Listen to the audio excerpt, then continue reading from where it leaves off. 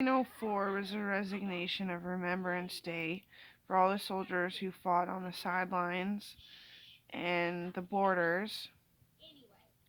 And we said, get along, shut up, we like you, okay?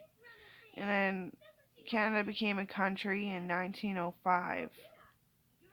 Then in 1906, we made our flag permanent, which means fight and the good of our people.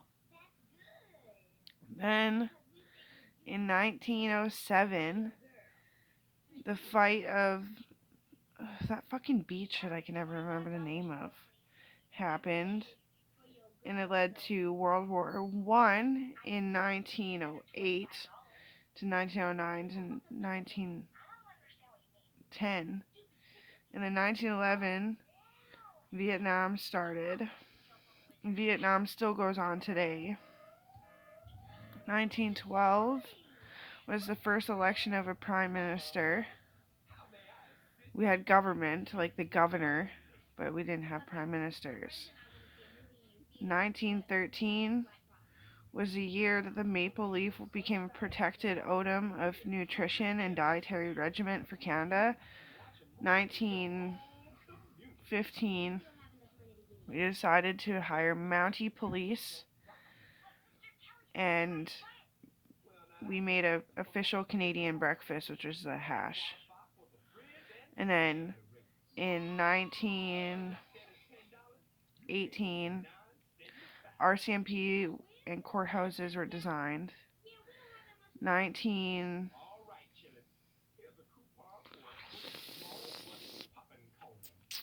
19, the first lawyer was murdered. 1920, I can't do this all, but up to 1920, I should up to 24 at least. In 1920, police and cops were designated to be soldiers of Canada with the right to kill for the sake of good. 1921, my grandpa was honored the highest ranking, longest living soldier. In 1922, my grandma was designated as the first successful woman of Canada. 1922, the economic crash started to come to balance us out and make the rich and the poor and all the middle class and all that shit.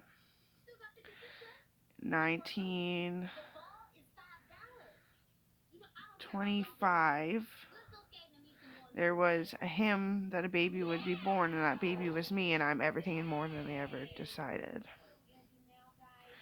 And my family in the 30s, my mom's family, they were a young family. They came about in about 1926, and they were the teachers of smart people. They were the professors of geniuses to make geniuses smarter and be able to pay geniuses. And the prophecy of me being born was like 1923, 1924. And yeah, and like my dad's a genius, my mom's a genius, my grandma and grandpa were geniuses. My other grandma and grandpa, they're like meticulous, war-driven hogs. Like they're crazy about war. They could learn anything a genius put in place. So technically they were geniuses because they were doing amazing amount of shit too, and they had a lot of new ideas to base the future at a better one.